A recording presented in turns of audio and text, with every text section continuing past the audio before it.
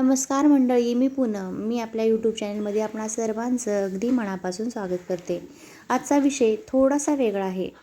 बऱ्याचशा स्वामी सेवेकरी ताईंचा आणि दादांचा असा समज असतो की स्वामी सेवा करूनही स्वामींचा अनुभव का येत नाही, स्वामींची प्रचिती का येत नाही. तर या सगळ्या गोष्टींची माहिती आजच्या व्हिडिओमध्ये आपण बघणार आहोत.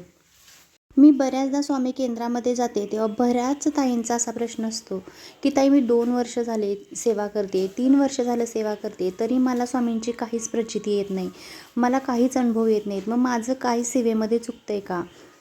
बऱ्याचदा असं होतं की आपण आपली लाईफ दुसऱ्यांसोबत कंपेअर करायला लागतो की ही व्यक्ती अजिबात चांगली नाही आहे किंवा ती इतरांशी व्यवस्थित वागत नाही, तिच्या बऱ्याचशा गोष्टी आपल्याला खटकत असतात. तरीही त्या व्यक्तीच्या आयुष्यात काहीच प्रॉब्लेम नाही आहेत. तर तिनं फक्त साधी सेवा केली तरी त्यांच्या आयुष्यातले सगळे प्रॉब्लेम दूर होत आहेत. मग माझ्याच काय नाही होत? मग माझ्याकडून अशा कोणत्या चुका होत आहेत की स्वामी मला प्रचितीच देत नाही आहेत? ह्या सगळ्या गोष्टी मी बऱ्याच केंद्रामध्ये बघितलेल्या आहेत. आता मी स्वतःबद्दल सांगते की मला प्रत्येक वेळी केंद्रात जाणं जमत नाही, पण ज्या वेळेला मी जाते त्यावेळेला मी मनोभावे स्वामींची भक्ती करत असते. आणि बऱ्याचशा ताई अशा भेटतात की त्यांचा हाच प्रॉब्लेम असतो की मी खूप दिवसापासून स्वामींची सेवा करते, तरी स्वामी एवढी माझी परीक्षा काय घेत आहेत, मी असं काय केलं की माझ्या आयुष्यात कोणतीच गोष्ट व्यवस्थित होत नाही. मग या ठिकाणी तुम्ही असो किंवा मी, आपण जी काही सेवा करतो ती मनापासून करतो, आपण जी भक्ती करतो ती मनापासून करत असतो. कारण मला असं नाही वाटत की स्वामी सेवेमध्ये काही अशी खोटी लोकं येतात की ती दाखवतात वेगळी आणि करतात वेगळी. स्वामी अशाच लोकांना आपले भक्त करून घेतात की जी मनाची सच्ची असतात. तरीही त्यांच्या आयुष्यात हे प्रॉब्लेम का? तर आपण एवढं सगळं करून काही गोष्टी आपल्याकडून न कळत चुकत असतात. काही चुका अशा आपल्याकडून घडत असतात की आपल्याला त्या कळतही नाही की या चुका आपल्याकडून होत आहेत, त्यामुळे आपल्याला स्वामींची प्रचिती येत नाही आहे किंवा अनुभव येत नाही आहे. तर या 5 चुका कोणत्या त्या आता आपण बघूयात. तर सगळ्यात मोठी आणि पहिली चूक ती म्हणजे तुम्ही स्वामींची सेवा करताय म्हणजे तुम्ही स्वामींना गुरु मानले, पण ज्यावेळी आपण आपल्या गुरुची सेवा करतो त्यावेळी आपण आपलं कुलदैवत विसरत असतो. स्वामींची तुम्ही 3 तास बसून 4 तास बसून दिवसभर जरी सेवा केली, पण जर तुम्ही तुमच्या कुलदैवताला विसरत असाल तर तुम्हाला कोणत्याही गोष्टीचा अनुभव येणार नाही. कारण पहिली गोष्ट असते ती म्हणजे आपलं कुलदैवत. ते कुलदैवत आपल्या कुळाचा उद्धार करत असतं.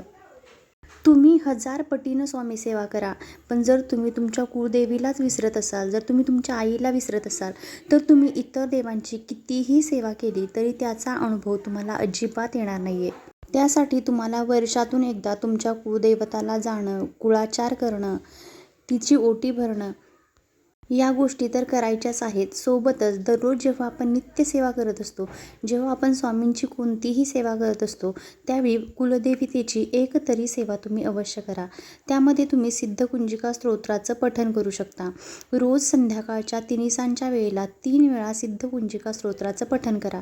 तेही तुम्हाला शक्य नसेल तर 999 मंत्र जो आहे, ओम ऐं ह्रीं क्लीं चामुंडाय विच्चे, या मंत्राचा 108 वेळा जप जरी केला तरीही पुरेसा आहे.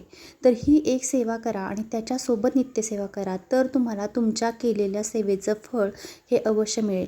दुसरी महत्त्वाची गोष्ट ती म्हणजे पितृसेवा. बऱ्याच घरात असं असतं की खूप कष्ट असतं, खूप मेहनत असते, पैसाही येत असतो, पण तो पैसा टिकत नसतो, पैसा कारणी लागत नसतो, किंवा काही ठिकाणी असं असतं की कोणतंही काम हातात घ्या यशच येत नाही. तर ज्यावेळी अशा गोष्टी घडत असतात त्यावेळी आपल्या पाठीमागं पितृदोष असतो. ज्यावेळी आपण आपल्या गुरूंची सेवा करतो, कुलदैवताची सेवा करतो, पण आपण आपल्या पितरांचीच सेवा करत नाही, पितरांसाठी काहीच करत नाही, अशा वेळेला पितृदोष लागतो आणि कोणतंही काम व्यवस्थित होत नाही. मग त्याच्यामध्ये तुम्ही दिवसभर जरी स्वामी सेवा केली, कितीही गुरूंची सेवा केली, तरीही तुम्हाला यश प्राप्त होणार नाही. त्याच्यासाठी तुम्हाला पितरांसाठीही सेवा करायची आहे. तर त्याच्यासाठी फक्त 2 मिनिट लागतात. पितृस्तुती जी आहे ना, तर ती दररोज तुम्ही एकदा फक्त वाचन करायची.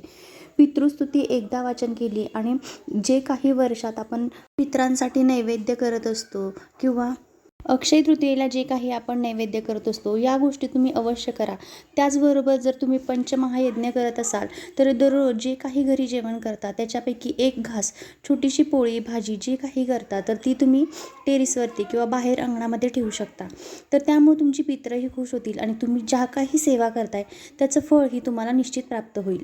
ज्यावेळी आपण स्वामींची किंवा कोणत्याही गुरूंची सेवा करत असतो त्यावेळी असा विचार करा की एका बाजूला आपण आहोत आणि दुसऱ्या बाजूला हे आपले गुरु आहेत. तर पितृ ही मध्यभागी येतात. आपण ज्या काही सेवा करतात त्या देवापर्यंत पोहोचतच नाहीत, त्या पितरांपर्यंतच येऊन थांबतात. त्यामुळे त्याचं फळ हे आपल्याला निश्चित पटीनं पाहिजे त्या पद्धतीनं मिळत नसतं. त्यामुळं पितरांची ज्यावेळी आपण सेवा करतो त्यावेळी आपण ज्या काही सेवा केल्या तर त्या आपल्या गुरूंपर्यंत पोहोचतात आणि त्यांचा आशीर्वाद हा आपल्याला मिळत असतो. त्यामुळे या नकळत घडणाऱ्या चुका तुम्ही टाळायच्या आहेत. त्यासोबतच महत्त्वाची गोष्ट म्हणजे आपण ज्या काही सेवा करतोय तर त्या इतरांनाही सांगायला शिका. आपले गुरुमाऊली सांगतात, केंद्रामध्ये जर तुम्ही जात असाल तर तुम्हाला माहिती आहे ते काय सांगतात की आपल्यासोबत आणखी एखादा तरी स्वामी सेवेकरी तयार करा की ज्याच्या आयुष्यातील जर प्रॉब्लेम अडचणी दूर झाल्या तर त्यांचा आशीर्वाद किंवा त्याचं पुण्यही तुम्हाला मिळणार आहे. ज्यावेळी आपण असं म्हणत असतो की समोरच्याच्या आयुष्यात काहीच अडचणी नाही आहेत, त्याचं किती चांगलं चाललं आहे, तो तर काहीच स्वामीसेवा करत नाही, फक्त नित्यसेवा करत असेल, फक्त नमस्कार करत असेल तरी त्याच्या आयुष्यात सगळं चांगलं आहे पण माझ्या नाही. तर आपण हे कंपॅरिझन पहिलं तर थांबवा. कारण आपण जे करतोय आपला जो मनुष्य जन्म आपल्याला मिळाला आहे तर तो पूर्वजन्मीचं जे काही आपलं कर्म असेल तर ते कर्म जे आहे त्याची भरपाई ही या जन्मात आपल्याला करायचीच असते. कदाचित पाठीमागच्या जन्मात ती समोरची व्यक्ती असेल त्याच्या आयुष्यात काही त्यानं चांगली कर्म केली असतील म्हणून आता त्याच्या आयुष्यात सगळ्या गोष्टी चांगल्या घडत आहेत. पण मागच्या आयुष्यात जे तुमचं झालं आहे ते आता तुम्हाला माहिती नाही आहे. पण त्यावेळी जर तुमच्याकडून काही चुका घडल्या असतील, ज्यावेळी तुमची कर्म चांगली नसतील तर त्याचं फळ हे आत्ता तुम्हाला मिळतं आहे. म्हणून तर तुमच्या आयुष्यात कोणती गोष्ट व्यवस्थित घडत नाही आहे. पण आत्ता तुम्ही अशी कर्म करा की ज्याचं फळ हे तुम्हाला इथून पुढं निश्चित बघायला भेटेल. आणि दुसरी महत्त्वाची गोष्ट म्हणजे कुणाशी कंपेअर करू नका. तुमचं कर्म जे आहे, जे तुमचं प्रारब्ध आहे तर ते तुम्हाला भोगावंच लागणार आहे. आणि ज्या वेळेला ते भोगून पूर्ण होईल त्याच्यानंतर जे तुमच्या आयुष्यात बदल घडणार आहेत तर ते बदल असे असतील की तुम्हाला सांगायलाही लागणार नाही की स्वामी मला तुम्ही हे द्या, स्वामी माझ्यासाठी हे करा, स्वामी माझ्यासाठी ते करा.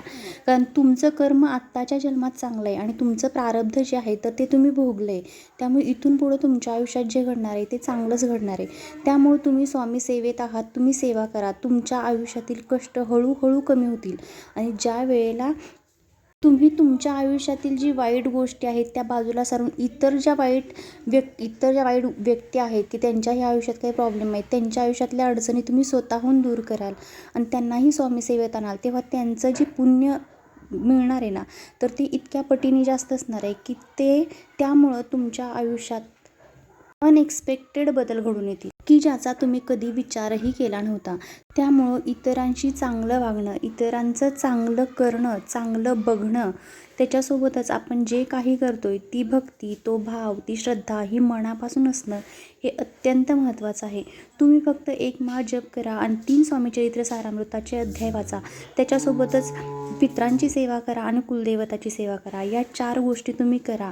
आणि 5वी आणि सगळ्यात महत्त्वाची गोष्ट ती म्हणजे जेव्हा तुम्ही सेवा करताय तेव्हा तुम्ही देवाची खूप सारी सेवा करताय पण तुमच्या मनात पाप आहे. तुम्ही इतरांबद्दल चांगलं बोलत नाही, पाठीमागं त्यांची निंदा नालस्ती करता किंवा तुम्ही 3-3, 4-4 तास सेवा करताय पण इतरांच्या बाबतीत तुमच्या मनात कुठंतरी कटुता आहे. मग अशा सेवेचं फळ तुम्हाला 0% मिळतं, काहीच मिळत नाही. ज्यावेळी तुमचं मन शुद्ध असेल, तुमचं अंतःकरण शुद्ध असेल त्यावेळी केलेली सेवा ही गुरूंपर्यंत पोहोचत असते.